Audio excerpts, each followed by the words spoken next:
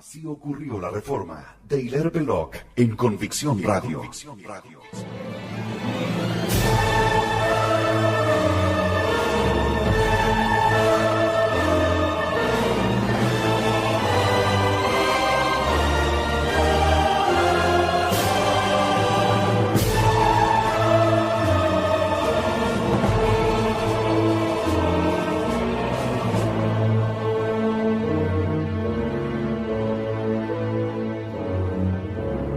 La reforma fue un levantamiento de los ricos contra los pobres. Esta máxima quizás sea lo que mejor resume la importante crónica contenida en este programa, que describe la fenomenología de la reforma de Lutero, Calvino y Enrique VIII, el comienzo del capitalismo y la legalización de la usura, considerada cada vez más como legítima, natural y hasta beneficiosa.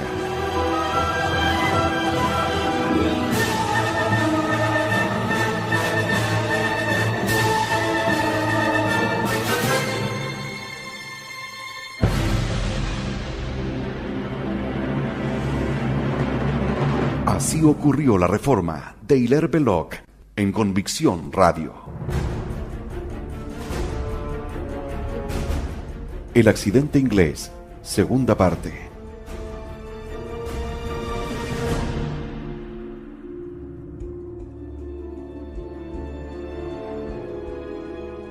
Tenemos aquí otro punto que es importante dejar aclarado, tanto como la aclaración sobre el modo como el pueblo consideraba una ruptura con el papado como un hecho político, no religioso. Y el hecho de que no fue la pasión de Enrique por Ana Bolena, sino la decisión tenaz de Ana de llegar a reina, lo que produjo las consecuencias posteriores. Este otro punto es el siguiente. Si Catalina hubiese transigido, creo que Enrique habría obtenido su anulación. Es una simple hipótesis y, por supuesto, no puede ser probada. No es verdad, como se ha afirmado con alta frecuencia, que el Papa rechazó el alegato de Enrique porque equivalía a un divorcio que la Iglesia Católica no admite. Ni es verdad tampoco, como se ha afirmado por la otra parte, que el Papa se opuso a la súplica de Enrique porque tenía terror al emperador, sobrino de Catalina. Como en todos los problemas políticos, se pusieron en acción un sinnúmero de factores, pero el punto clave por comprender es que el factor principal, el pivote, fue la voluntad de hierro de Catalina, su determinación de no ser humillada, su altivo honor castellano, porque era una auténtica hija de aquella extraordinaria mujer, Isabel, a quien mientras les hablo me parece estar viendo en Segovia, montada en su caballo, enfrentando a los rebeldes. Catalina era la verdadera reina de Inglaterra, e iba a continuar siendo reina de Inglaterra, particularmente en esa aprobiosa circunstancia de la cual estaba perfectamente enterada, de que la debilidad de su marido lo había esclavizado a las monstruosas exigencias de la joven Howard. Dadas las circunstancias, era imposible para el Papa resolver esta molesta dificultad política en uno u otro sentido, a esta altura de los acontecimientos y ante la resistencia de Catalina. Era también imposible para los juristas canónicos, no importa cuál fuera su interpretación de los hechos y de la dispensa papal, concluir el proceso en el estado en que se hallaba. Por medio de apelaciones y otros arbitrios, su objeto Enrique, sometido en esta forma a la continua negativa de Ana a ser simplemente su amante, como lo había sido su hermana, se vio aguijoneado por la misma demora a medidas extremas. Wolsey quedó deshonrado, cayó y murió. Uno de sus dependientes, el hábil e inescrupuloso hijo de un tabernero de Putney, llamado Cromwell, aprovechó el momento para su propio adelanto.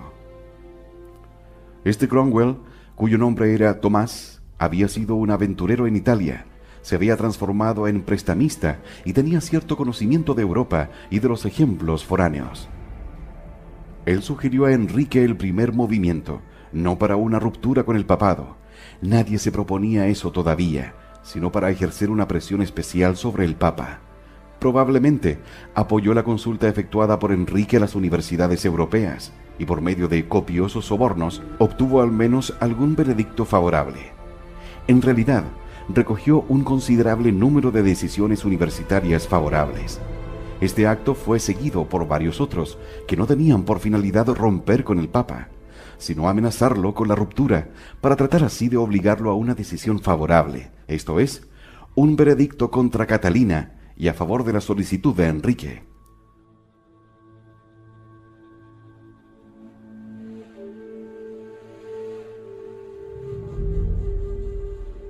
Paso a paso, con intervalos de varios meses, el proceso continuó. Se retenían porciones de las rentas papales. Se negaba admisión a bulas papales. La presión se hacía cada vez más intensa, pero el Papa no podía ceder, y no iba a hacerlo. Ceder en momentos en que existía una apelación de Catalina habría sido negar su propia investidura. Al fallecer el arzobispo de Canterbury, Enrique designó para el primado de la Iglesia de Inglaterra a un tal Cranmer, sumiso capellán y amigo de la familia de Ana Bolena. Este sacerdote se sentía atraído por el nuevo movimiento germano, pero, como lo demostraron los acontecimientos, le era indiferente cuando pudiera hacer o decir, si ello le permitía adelantar en su profesión. Tenía además un interés sincero en una actividad en la que era eximio, la construcción de la prosa inglesa. Debemos a su pluma un inglés tan bueno como el mejor que se haya escrito. Cranmer fue creado arzobispo en plena comunión con Roma y prestó el solemne juramento de lealtad y obediencia al Papa. Excusó su posterior perjurio, alegando que había resuelto privadamente y ante testigos no cumplir tal juramento. Se produjo luego el último acto del drama, el verdadero punto revolucionario. Toda apelación a Roma desde Inglaterra fue, no suspendida temporariamente, sino declarada totalmente ilegal en adelante, para lo cual se aprobó un estatuto que fue registrado en el Parlamento por orden del rey. En consecuencia, la apelación de Catalina fue declarada legalmente nula en Inglaterra. Este estatuto, de acuerdo con la ley canónica de Europa, carecía de validez. Se designó a Cranmer para juzgar en el caso. Ella se negó a admitir su jurisdicción y su matrimonio con el rey fue declarado nulo por la autoridad de Cranmer como arzobispo, o para ser más exactos, como delegado del rey. Esto ocurrió en el verano de 1533, pero ya desde diciembre de 1532, Ana Bolena estaba embarazada. Había cedido ante el rey cuando estuvo completamente segura de que no habría ya obstáculos para su coronación. Por hallarse en ese estado, Enrique se casó con ella secretamente el 25 de enero de 1533. 2 años antes, Enrique, es decir, su instigador, Thomas Cromwell, había dado la convocación, o sea, la asamblea del clero inglés, la orden de que se le diera el título de jefe supremo de la Iglesia inglesa. El clero afectado, al menos gran parte de él, tanto por la santidad de sus órdenes como por la supremacía del Papa, aprobó la resolución con esta salvedad, hasta donde lo permite la ley de Cristo. Estaban acostumbrados a que el rey actuara como jefe supremo en relación con sus actividades en más de 9 de cada 10 ocasiones. Pensaron que aquella salvedad bastaría para impedir el absurdo, pues lo era para la gente de la época, de que un laico aceptara la suprema investidura clerical. Se definía a Enrique categóricamente como cabeza de la Iglesia de Inglaterra, tanto en material temporal como espiritual, y como última instancia de apelación en todos los asuntos eclesiásticos. Por supuesto, el Parlamento registró esta demoledora innovación el 3 de noviembre de 1534 y se convirtió en ley de Inglaterra. Se requirió el juramento de supremacía a los obispos y miembros de los establecimientos monásticos. Fue casi universalmente aceptado. Ningún hombre de suficiente juicio podrá creer que se tenía la intención de que esta ruptura formal con Roma fuera definitiva, ni que la gente de la época la considerara como tal en el sentido de originar en Europa una iglesia separada que no formara parte de la Iglesia católica visible y unida. No obstante, se encuentran unos pocos, muy pocos, que sintieron por instinto las consecuencias de lo que se había hecho, y a quienes no importaba si se intentaba que la ruptura fuera, o era probable que fuera efímera. Estaban resueltos a morir por sus principios. Fueron ejecutados como traidores. Entre ellos estaban Fisher, el antiguo tutor de Enrique, y Tomás Moro, el antiguo canciller, Ambos eran hombres de la más alta reputación en Europa, grandes eruditos humanistas, especialmente el segundo, y sus ejecuciones originaron una estridente e indignada protesta en toda la cristiandad. Sin embargo, la brecha no era irrevocable. Podría haber sido reparada aún. La unidad podría haber sido restaurada, de no haber sido por el segundo acto, que tuvo un efecto permanente: la incautación de las tierras abaciales.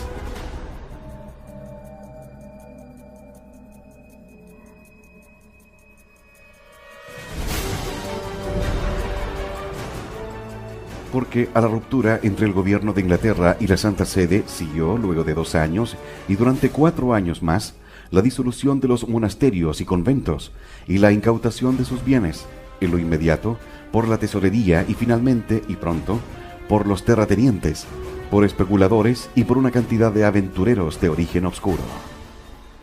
Nada muestra mejor el carácter involuntario de la separación inglesa de la Iglesia que el saqueo de los bienes eclesiásticos que siguió en esta forma a la querella entre Enrique y el Papa. Al decir involuntario, no quiero significar sin objetivo. El objetivo era evidente: el enriquecimiento de los saqueadores. Quiero significar que se realizó sin calcular las consecuencias que se seguirían. Thomas Cromwell, el autor de esta política, como lo había sido del cisma, tenía por motivo, en ambos casos, su enriquecimiento personal, y en ambos casos adquirió esas riquezas adulando al rey. Ni para él ni para sus contemporáneos era concebible que el efecto final fuera una revolución religiosa. La escisión con Roma había sido un hecho casual que, repito, casi con seguridad no habría llegado a ser permanente si hubiera quedado sin apoyo. Había sido un episodio en una lucha violenta, pero esencialmente personal y restringida. Giraba alrededor de estos 2 puntos: la resistencia tenaz de Catalina y la igualmente tenaz ambición de Ana Bolena, entre las que Enrique era un títere. No estaba respaldada por una base política general y menos aún por un sentimiento nacional. Muy poco tiempo después de haberse producido, la misma Ana Bolena había sido ejecutada y Catalina de Aragón había muerto. Todos los obstáculos para la reconciliación habían desaparecido. Enrique detestaba, Inglaterra también, todo cambio esencial en la doctrina. Lo que se había hecho no tenía un efecto visible en la vida nacional. La misa continuaba como era usual. Los sacramentos, la vida diaria de un populacho algo negligente, pero profundamente católico, era, en su aspecto religioso, exactamente como había sido durante generaciones. Todos habían oído hablar o leído sobre pasadas disputas entre el rey y el papa, o sobre los derechos papales. Esta era una más. Se disiparía. Otros soberanos habían amenazado con romper con el papa. Todo se iba a arreglar finalmente. Pero la disolución, primero de los monasterios menores, luego de todos los monasterios, y la posterior incautación de muchos otros bienes clericales, hizo permanente la fractura con Roma. A partir de entonces, se hizo presente un poderoso motivo para prolongarla en las clases pudientes que gobernaban. No era que la renovación de la comunión con Roma significara necesariamente la restitución de las tierras robadas. En realidad, cuando se restauró la comunión durante unos pocos años, la propiedad saqueada se dejó en manos de los nuevos propietarios. Pero era evidente que la plenitud de la antigua vida religiosa tendría a crear, tarde o temprano, una exigencia de reparación del sacrilegio, que arruinaría a los nuevos millonarios y disminuiría los ingresos, recientemente incrementados, de los viejos hacendados que habían participado en la aventura. Este segundo paso, el saqueo de los bienes eclesiásticos, no fue ideado como un cambio religioso profundo. No existía un esquema arraigado para hacer más permanente la ruptura con Roma. No se trató de un nuevo paso en un largo proceso para segregarse gradualmente del cuerpo de la Europa civilizada. Fue algo adventicio, mecánico, algo que era un fin en sí mismo, y este fin era sórdido y completamente terrestre: el enriquecimiento de Thomas Cromwell y, temporariamente, el de la tesorería.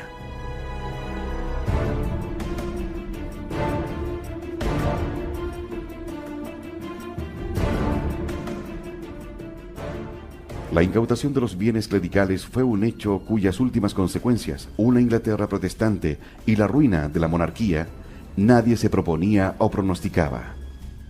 Para comenzar, debemos comprender el hecho de que en toda Europa, tanto los recursos monásticos como todo el esquema económico de los bienes eclesiásticos estaban descompaginados.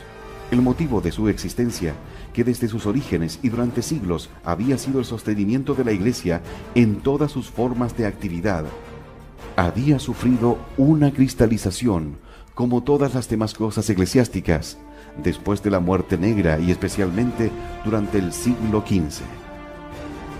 Los ingresos de un obispado, una iglesia parroquial, un monasterio, aún los de un hospital o colegio, habían llegado, en un número cada vez mayor de casos, a ser una porción de riqueza muerta, que los laicos, lo mismo que el clero de la época, no consideraban como nosotros consideramos títulos y acciones, pero sí en una forma casi igualmente desprovista de espiritualidad.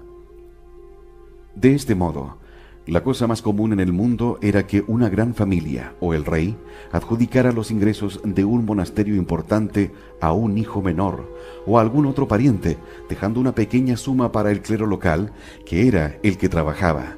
Se convertía a simples adolescentes en abades de casas tan importantes como Cluny. Los ingresos se les abonaban como una renta particular y solo quedaba un estipendio para el monje que se hacía cargo del trabajo de la investidura. Esto sucedía no solo con los establecimientos monásticos, sino con los obispados y las fundaciones universitarias. Todo hombre que deseara recaudar un ingreso importante retenía con frecuencia varias unidades de fundación eclesiástica, mientras confiaba el trabajo episcopal a un locum tenens. Todo el sistema se había vuelto distorsionado en esencia y divorciado de su propósito original. Resulta bastante extraño que Inglaterra, la única gran nación donde se produciría una extirpación completa de la vida monástica, y la única donde tendría lugar un concienzudo saqueo de toda otra forma de riqueza clerical, fuera también la nación donde, en la época del mayor peligro, se encontraba menos este tipo de corrupción. Escocia estaba totalmente corrompida, y por esa causa la reforma en Escocia, que llegó tardíamente, tuvo un verdadero respaldo popular, aunque aún allí, no en todas partes. En los Países Bajos solo se produjo en 7 provincias. En Francia, después de cruentas luchas, las tierras monásticas que habían sido incautadas fueron, en su mayoría, restituidas. Pero en Inglaterra, desde 1540 hasta el siglo XIX, nadie podía saber en qué consistía la vida monástica. Había sido extirpada de un solo golpe. No debe imaginarse que la supresión de una casa religiosa fuera una innovación introducida por la Reforma. En Inglaterra, Wolsey, por ejemplo, había obtenido autorización de Roma para suprimir una serie de casas menores, a fin de dotar con sus ingresos al Gran Colegio de Oxford, y se había hablado de nuevas supresiones para fundar nuevos obispados que resultaban necesarios. Debe hacerse notar que antes de la Reforma, esta supresión de monasterios se efectuaba como algo natural, sin mayor protestas.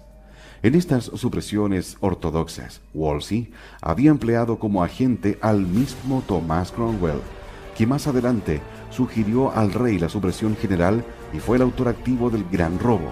Por lo tanto, la idea de suprimir una comunidad monástica, ubicar a sus antiguos miembros en otras casas y utilizar sus ingresos para un nuevo propósito, era totalmente familiar para todos y estaba lejos de toda idea de atacar contra la religión tradicional de la nación. A mayor abundamiento, es posible, no obstante, alguna evidencia en contrario, que la primera disolución, la supresión de los monasterios más pequeños, no fuera planificada deliberadamente como un paso que conduciría a la supresión general. Más bien parecía que el primer paso despertó un apetito que condujo al segundo.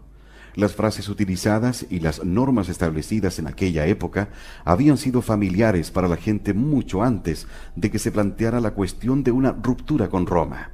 Por ejemplo, la definición de un monasterio menor, como uno que no tenía más de 12 habitantes, figuraba en la autorización recibida de Roma por Wolsey, mucho antes de que nadie soñara en romper con el Papa, y los motivos para la supresión, o por lo menos los motivos alegados, que los monasterios pequeños no podían atender adecuadamente sus asuntos, que estaban aislados, que la disciplina era laxa, se repetían en este nuevo movimiento como lo habían sido anteriormente. Asimismo, se utilizó igual mecanismo para establecer el valor de las rentas y demás bienes del monasterio. Por lo tanto, cuando la ley fue promulgada por Enrique, a sugerencia de Thomas Cromwell, y debidamente registrada en su parlamento, disponiendo la supresión de los monasterios más pequeños, el promedio de los ingleses políticos de la época, aunque quizás en algunos lugares se sintieron sobresaltados por la desaparición de algo familiar, y en el caso de algunos hombres públicos, preocupados por la viveza de los agentes, así como por la destrucción de todos los pequeños monasterios de una sola vez, no resultaron conmovidos como lo hubieran sido por un cambio religioso.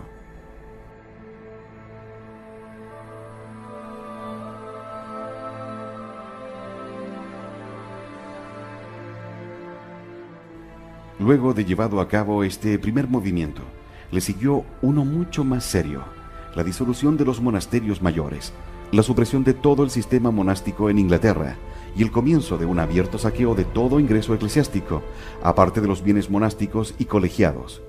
¿Cuál fue el motivo principal de este segundo cambio realmente revolucionario? A pesar de las excusas, este motivo fue casi puramente financiero. Hasta cierto punto, puede haberse mezclado con el sentimiento de que, en muchos casos, los monjes estaban adheridos al poder papal e iban a causar molestias al gobierno en tanto se prolongara la querella con Roma. Algunas casas, especialmente los Cartujos de Londres, se habían resistido a la separación de Roma. Uno o dos de los grandes abades habían vacilado antes de admitir el juramento de supremacía, aunque sus órdenes, en conjunto, terminaron por aceptarlo. Pero el concepto de que la supresión de los grandes monasterios y las otras formas de saqueo de la Iglesia estaban conectadas principalmente con la separación de Roma es falso. Esta separación había hecho posible el gran cambio porque otorgaba al rey lo que el Papa había tenido antes: la potestad de autorizar una supresión. Pese a que pueden recogerse una o dos frases contemporáneas en ese sentido, el motivo principal no era primordialmente eclesiástico y de ningún modo doctrinal. El mismo Thomas Cromwell era llamado herético por muchos. Los monasterios ocupaban un lugar tan grande en la vida religiosa que su repentina ausencia provocó indignación y rebelión generalizada. Pero el pueblo inglés no pensaba en la cuestión como en la desintegración del sistema de creencias en que había crecido y que daba por sentado. Para expresarlo concretamente, nunca habrían relacionado la supresión de los monasterios con un efecto tan asombroso como la supresión de la misa. Lo que podían advertir es que se trataba de lograr una inmensa revolución económica.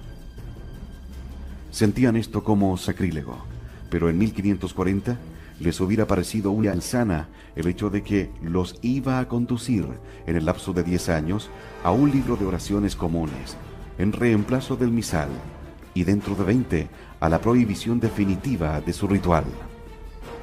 En esta primera mitad del siglo XVI, las rentas de la corona iban resultando cada vez más insuficientes. Es muy difícil determinar por qué ocurría esto, y no es este el lugar adecuado para debatirlo. De todos modos, era así.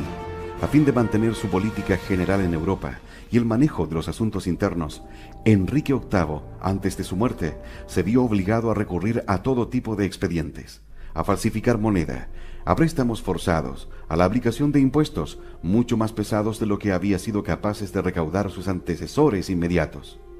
Existía una especie de crisis financiera permanente, porque los gastos sobrepasaban siempre a los ingresos. Este fue el motivo del gobierno para el gran cambio denominado disolución de los grandes monasterios.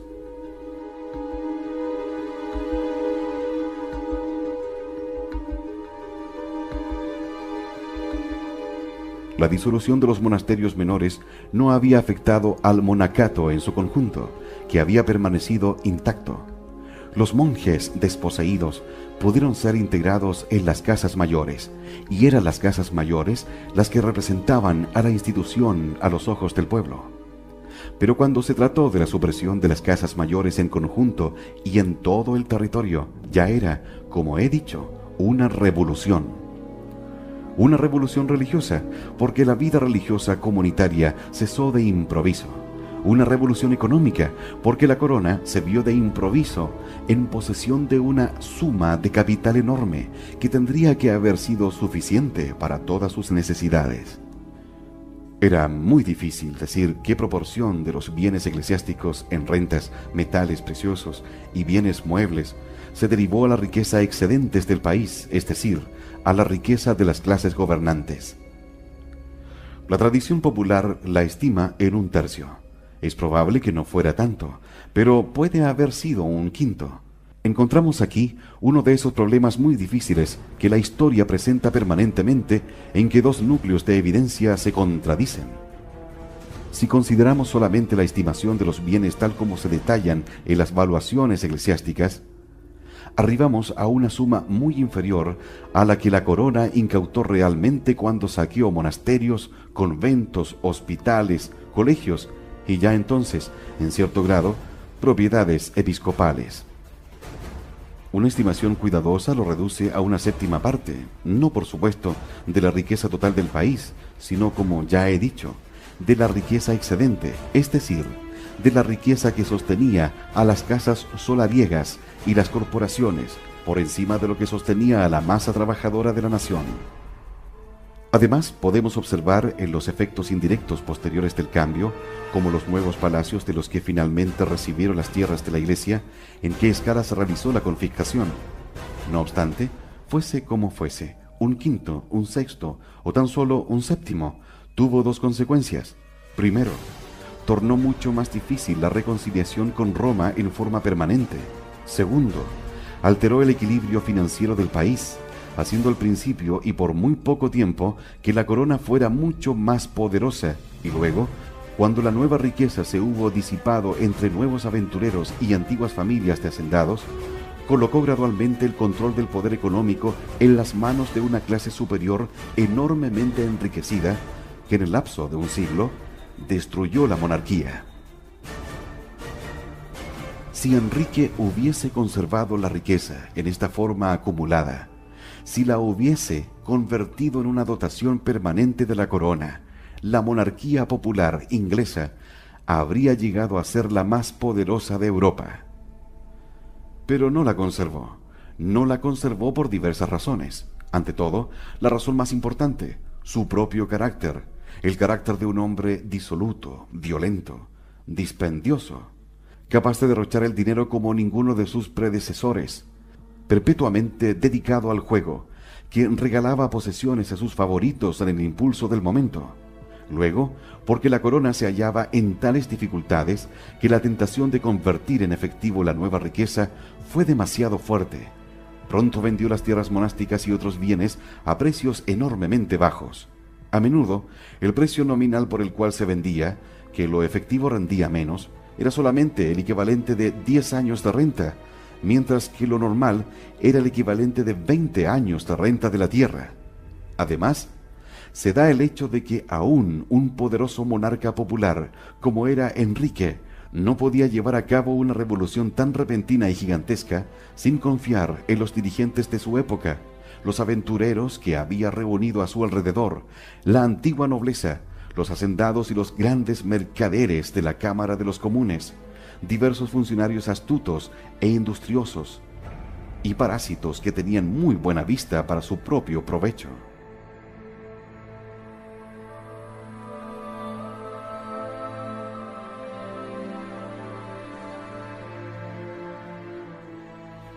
Así, Thomas Cromwell guardó una cantidad enorme de bienes monásticos para su uso privado.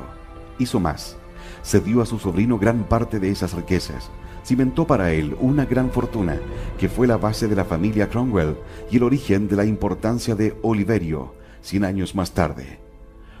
Pocos de los diputados de los condados en el Parlamento de la Reforma, si es que hubo alguno, dejaron de participar en la rapiña. Estas y otras causas condujeron a la rapidísima dispersión de la riqueza eclesiástica que Enrique había confiscado. Nunca se ha efectuado un análisis profundo, y quizás no sea posible, dado que los registros, aunque muy numerosos, están lejos de cubrir todos los aspectos. Pero algunos investigadores laboriosos han establecido con bastante certeza que la corona había perdido más de la mitad de esta riqueza antes de la muerte de Enrique. Inmediatamente después de su muerte, con Eduardo VI, como explicaré más adelante, se efectuaron nuevas confiscaciones enormes. María casi no repartió nada, pero Isabel, que estaba en las manos de la clase recientemente enriquecida, tuvo que cederles tierras que a diestra y siniestra, o para ser más exactos, ellos se las arrebataron. Antes de que transcurrieran 2 generaciones, casi la totalidad del botín había escapado a las manos de la empobrecida corona y se hallaba en poder de los nuevos millonarios, y su clase de terratenientes había ya comenzado a gobernar a Inglaterra y a destruir la antigua monarquía popular de los ingleses.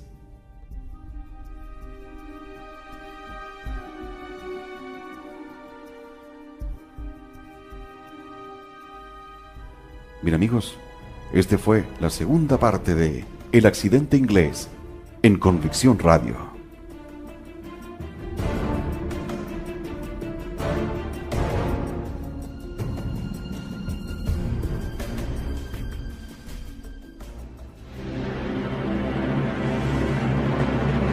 Así ocurrió la reforma de Hilaire Belloc en Convicción Radio. Siempre por la verdad.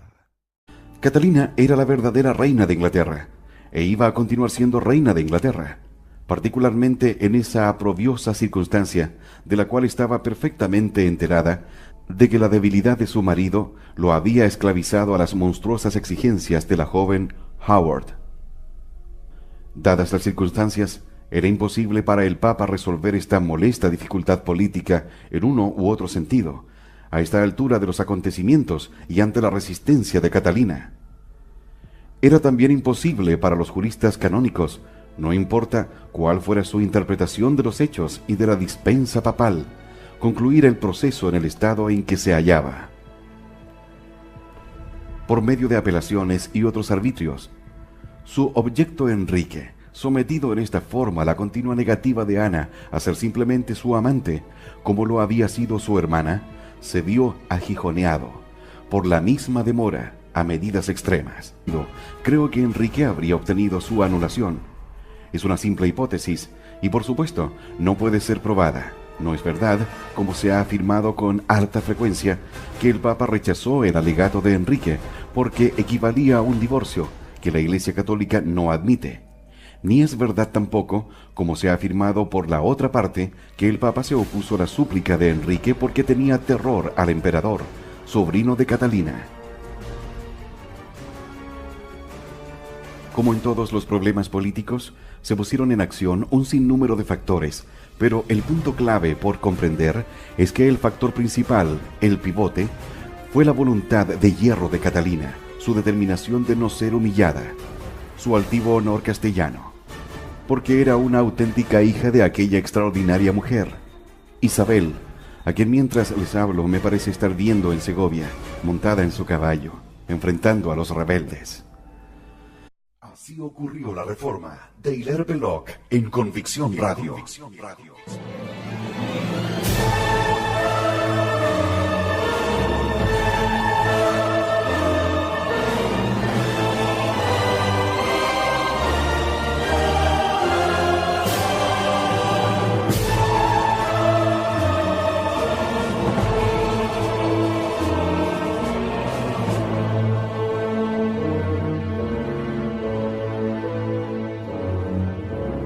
La reforma fue un levantamiento de los ricos contra los pobres. Esta máxima quizás sea lo que mejor resume la importante crónica contenida en este programa, que describe la fenomenología de la reforma de Lutero, Calvino y Enrique VIII, el comienzo del capitalismo y la legalización de la usura, considerada cada vez más como legítima, natural y hasta beneficiosa.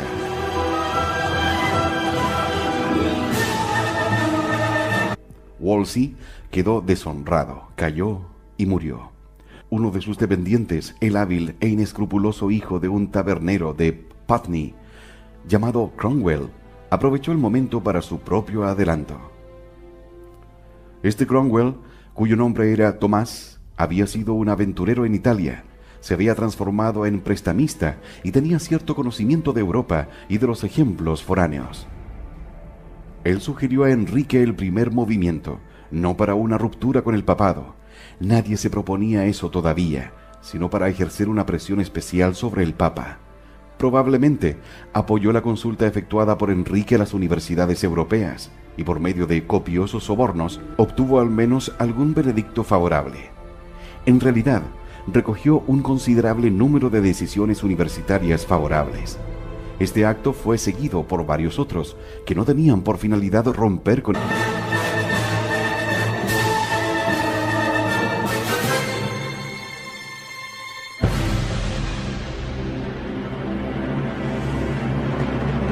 Así ocurrió la reforma de Hilaire Belloc en Convicción Radio. El accidente inglés, segunda parte.